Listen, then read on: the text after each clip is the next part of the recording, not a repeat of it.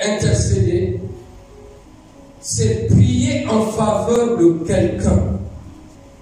Prier en faveur d'un proche, par exemple. Le texte d'Ésaïe 1, verset 18, et d'Ésaïe 43, verset 26, nous parle de plaider pour, en se justifiant ou en justifiant. Plaider dans le but de justifier, ou plaider, et quand on dit justifier, si je dis justifier, c'est dans l'acception biblique, pour dire qu'à travers ce plaidoyer, on dit que Dieu doit voir que la personne est acquittée, ou la personne qui était blessée va dire, oh, je laisse tomber la sentence que je réclame. Je laisse tomber la justice que je réclame. Justifier quelqu'un.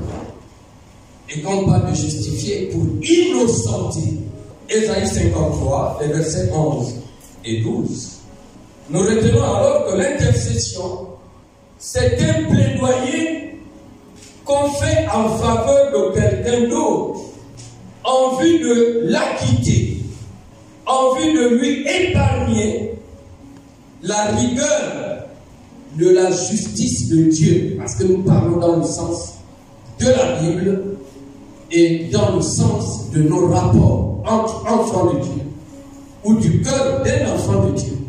L'intercession apparaît comme la clé qui ouvre la serrure de la porte de la miséricorde de Dieu.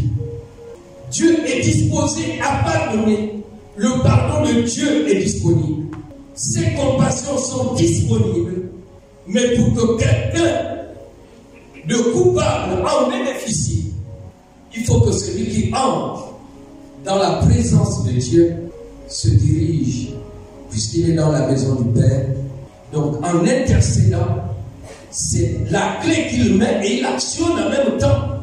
Et la porte de la miséricorde de Dieu s'ouvre.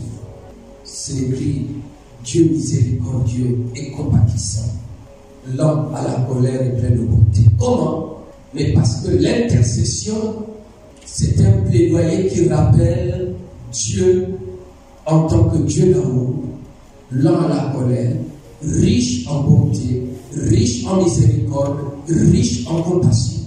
Et comme la compassion, la miséricorde, la bonté de Dieu ne sont rien d'autre que l'expression de son amour. Dieu est amour. Il faut comprendre, il faut connaître, comprendre l'amour de Dieu et pouvoir refléter cet amour pour se tenir dans sa présence en faveur de Dieu. Il arrive des moments où Dieu fait comme s'il se cachait. Il est là, mais il fait comme s'il ne t'a pas vu, comme si tu veux être intercesseur, sois porteur d'amour et rien ne sera secret pour toi. Ne juge personne, ne te fie au jugement de personne. La Bible dit, Dieu ne fait exception de personne. Sois l'expression de l'amour de Dieu au sang.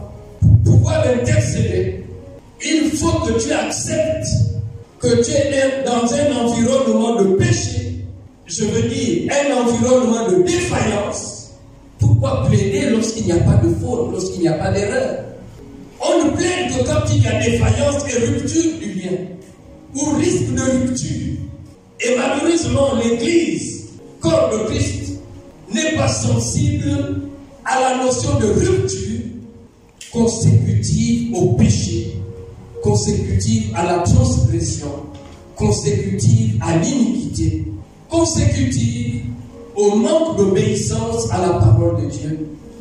Mais parlons plus simplement au manque d'amour entre nous. Nous voulons le feu de l'amour de Dieu.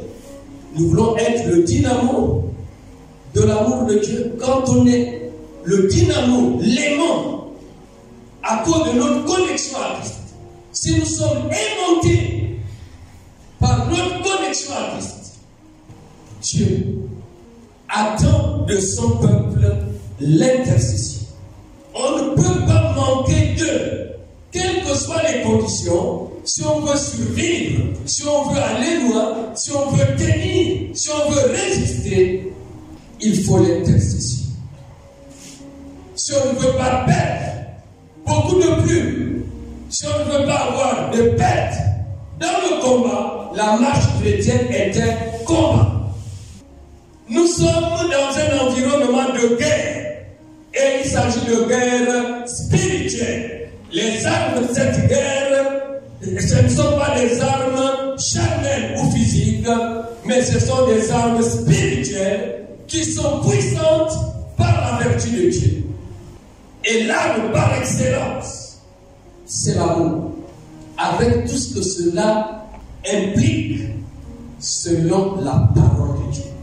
Dis-moi que tu aimes Dieu, alors que si tu m'as vu dans l'erreur, tu préfères me critiquer plutôt que de venir me le dire avec respect et considération. Même si la vérité blesse, mais ton amour vis-à-vis de moi consiste à me faire prendre conscience de cette erreur.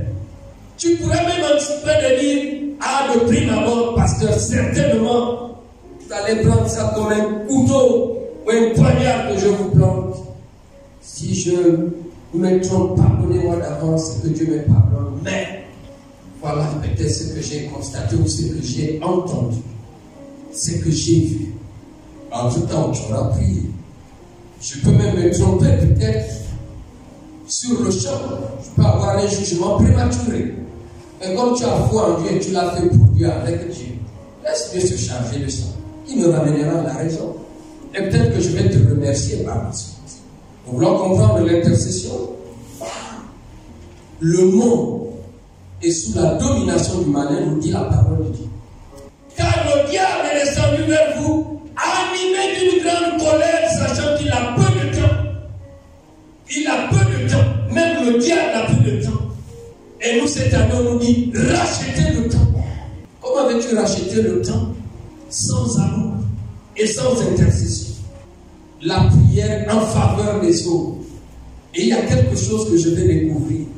Même si l'intercession ne nous met pas nous-mêmes au centre de cette prière adressée à Dieu le Père par Jésus-Christ, je parle dans le cadre de la Nouvelle Alliance.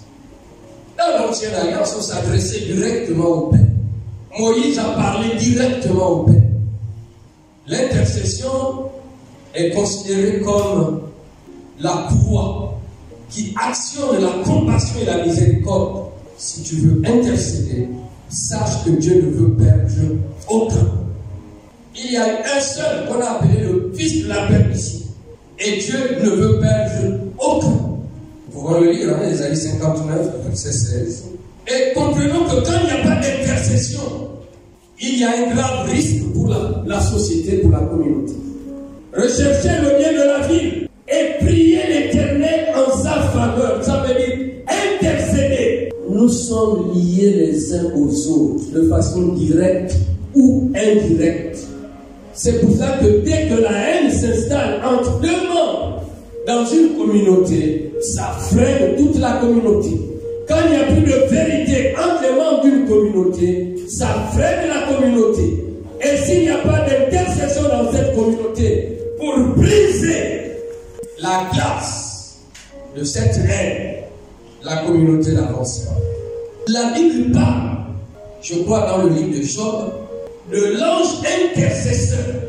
Et je me suis posé la question, pourquoi, plutôt que de dire intercesseur, mais il dit, s'il se trouve là un ange intercesseur, dans le mot ange, c'est le messager, c'est l'envoyé. C'est pour dire que l'intercession, c'est une mission de Dieu à celui qui sert Dieu.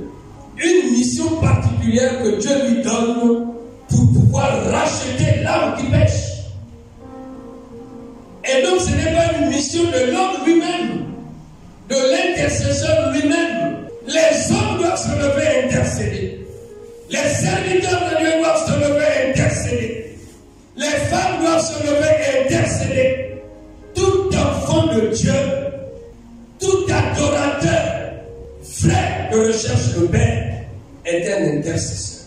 Parce que tu ne peux pas voir le péché, tu ne peux pas voir le refroidissement, tu ne peux pas voir la léthargie de l'Église, et te contenter de ta relation avec Dieu. Non, Dieu est amour. L'amour met en relation. L'amour nous mène vers l'autre. L'amour nous amène à prendre les intérêts de l'autre. Mais pour Dieu, nous l'avions déjà dit, nous parlons là des bienfaits de l'intercession, les buts de l'intercession.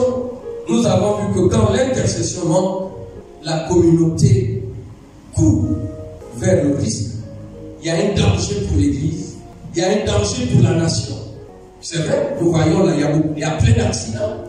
Et quand on n'intercède pas, la vengeance de Dieu, sa justice, sa colère, s'abattent sur la communauté. Et malheureusement pour nous, il y a les nôtres. Parce que tout le monde n'est pas repenti. Tout le monde n'est pas certainement en bon terme avec le Seigneur. Donc nous avons besoin d'intercéder. L'intercession rend Dieu patient et clément. Autrement dit, l'intercession, à défaut d'annuler la sentence, va adoucir. Sinon, ça va différer. Ça va amener Dieu à reporter. Ça va rendre Dieu lent à éclater sa colère. L'intercession va rendre Dieu patient. La véritable intercession. L'intercession de ceux qui élèvent vers Dieu des mains pures. L'intercession de ceux qui se tiennent devant Dieu, quitte à risquer leur vie. Moïse, qui avait subi l'affront et la trahison de ce peuple, lui-même a compté que, mais depuis l'Égypte là-bas, même lorsque je me suis interposé en faveur d'eux, ils ont été prêts à me vendre. D'abord, ils m'ont livré à Pharaon en disant que j'ai tué un Égyptien. A fortiori qu'on est entre nous dans le désert. Seigneur, il n'y a rien de nouveau. Mais toi, tu restes Dieu. Quand nous plaidons devant Dieu, le plaidoyer n'a d'autre objectif, ne consiste à rien d'autre qu'à présenter à Dieu, à rappeler à Dieu sa nature. Dans le but que l'autre ait la même place que moi, la même considération, la même image devant Dieu que moi. Je n'invente pas ce que je dis. Si je suis aimé, également Dieu fait comme si je n'avais rien fait alors que j'ai commis une erreur. Mon intercession consiste à faire en sorte que l'autre soit également pardonné, que Dieu l'accepte dans sa présence malgré ses défaillances. Quand Dieu entend la voix de l'intercesseur, quand il regarde, il trouve l'intercesseur peut-être genoux au sol, ou front au sol, ou les mains vers le ciel. Je ne sais pas dans quel état ou allongé dans son lit. Et quand Dieu regarde son cœur humilié, son cœur brisé, Dieu ne voit personne d'autre que lui-même. Sinon, Christ à la croix. Mais à la croix, il dit, Père, pardonne-leur. Étienne, il va intercéder. On va dire que Jésus était Dieu. Il est Dieu. Étienne était un homme. Il va dire, ne leur impute pas ce péché. Ne leur impute pas ce crime. Intercession. Je suis en train de te parler pour que tu vois dans ton cœur qui t'a blessé. Étienne est devant ceux qui le lapident. Pendant qu'on le lapide, et il sait qu'il n'aura plus le temps de crier, de dire autre chose. La dernière parole, l'unique réflexe qu'il a, c'est de demander la miséricorde de Dieu. En faveur de qui? De ses bourreaux, de ses ennemis. Et la parole de Dieu dit, aimez vos ennemis. Y a-t-il des personnes que tu sais qu'elles ne t'aiment pas? Ou des personnes vis-à-vis de lesquelles tu es très méfiant? Dieu veut que tu les aimes.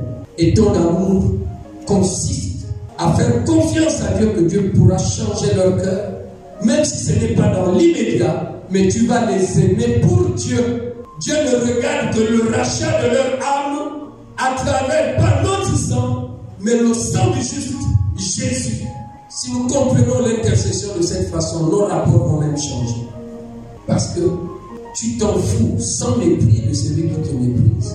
Tu ne le méprises pas. Tu t'en fous de celui qui te bafoue sans le mépriser.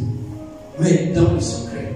En fait, ta main physiquement tendue, toujours ouverte, ton sourire toujours disponible, n'est pas l'expression de ton hypocrisie, mais de ce que tu puises dans ton intimité avec Dieu. La Bible dit, offrez vos corps comme un sacrifice vivant. Et ça veut dire que comme le souverain sacrificateur agréable à Dieu, l'unique, véritable, il va s'offrir lui-même en victime expiatoire.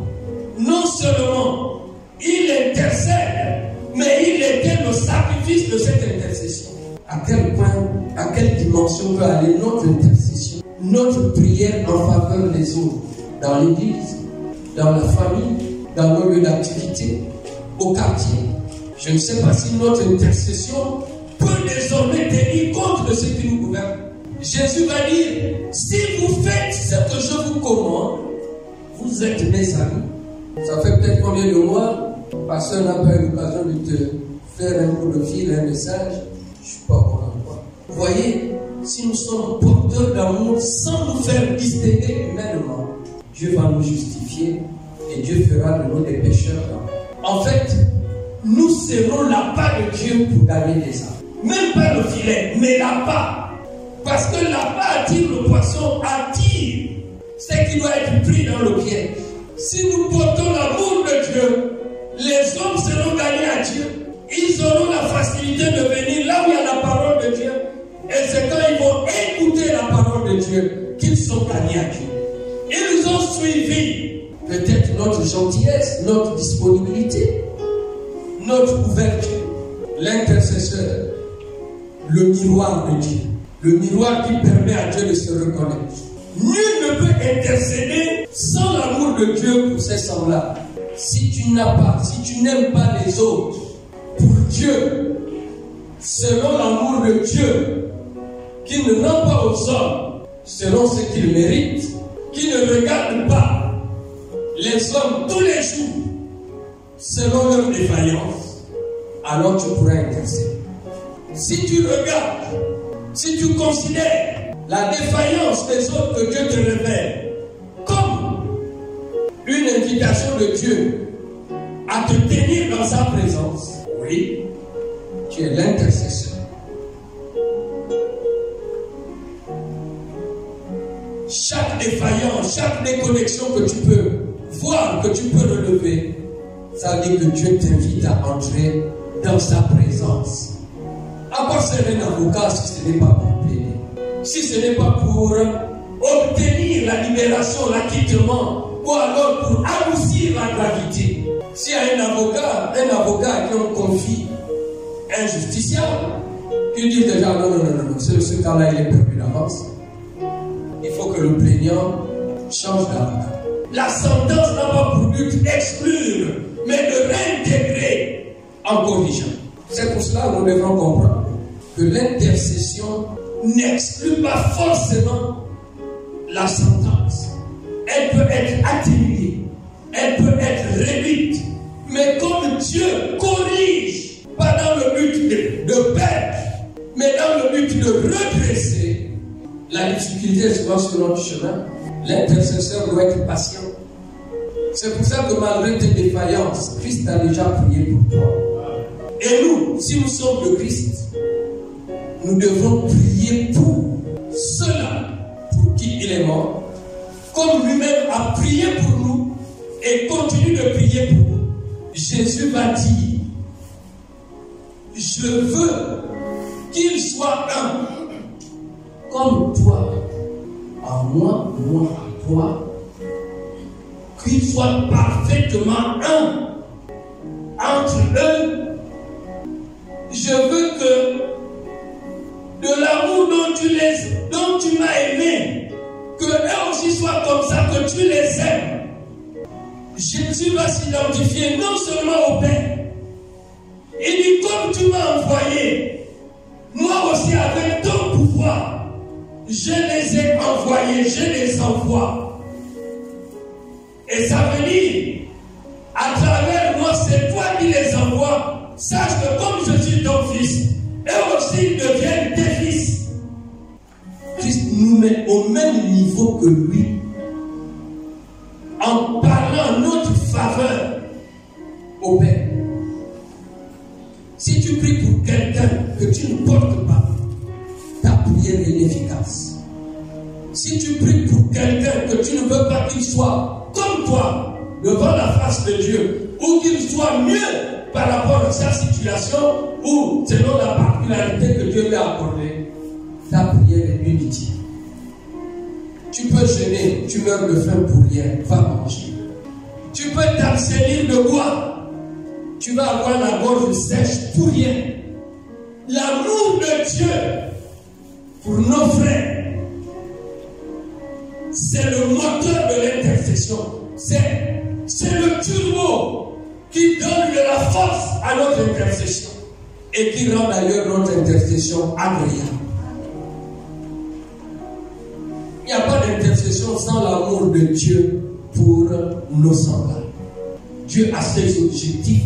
L'intercession a pour but que les objectifs de Dieu soient atteints, soient réalisés, que la révélation de l'amour de Dieu soit manifeste.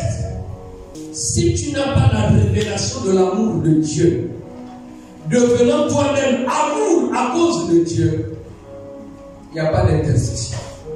Parce que l'intercesseur, il se sacrifie. Il peut même être chicoté. Ah oui? Parce qu'il est écrit, portez les fardeaux les uns des autres. L'intercesseur, c'est un porteur de fardeaux.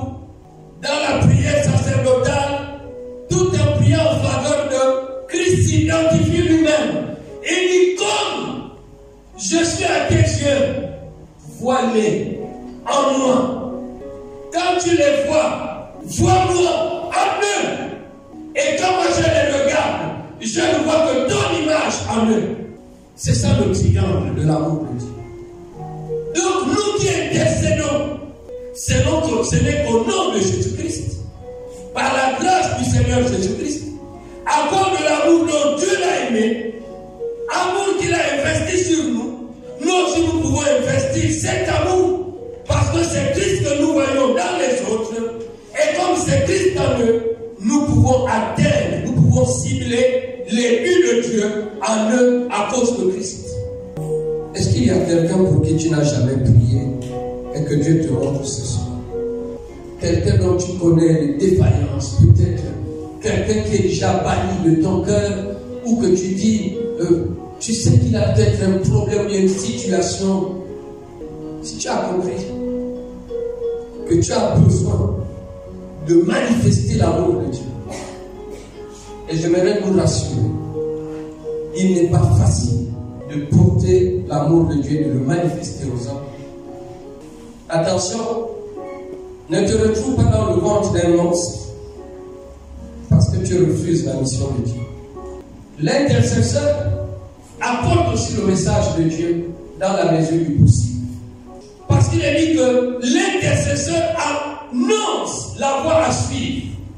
Dans Job 33, l'intercesseur, s'il se trouve un ange intercesseur qui lui montre la voie à suivre. Donc, à des moments, nous ne devons pas nous limiter qu'à prier dans le secret. À défaut de parler, on doit aller vers, et le témoignage de notre relation montre la voie à suivre. Y a-t-il quelqu'un qui n'aime pas t'approcher? Va faire. Y a-t-il quelqu'un qui aime ouvrir les autres? Va faire. Ne va critiquer personne. Montre que depuis un moment, je n'ai pas pu échanger, je n'arrive même pas, on n'arrive pas à passer 2 minutes ensemble. Est-ce que ça va? Est-ce que l'évangile n'est pas toujours un discours. L'évangile, c'est la bonne nouvelle.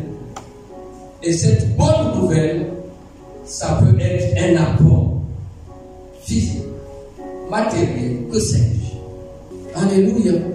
Nous te bénissons, Père Céleste. C'est vrai que ton amour ne fait exception de personne. Merci, Seigneur Jésus, pour l'amour dont tu nous as aimés sans exiger notre perfection immédiate. Au nom de Jésus, nous avons prié. Amen.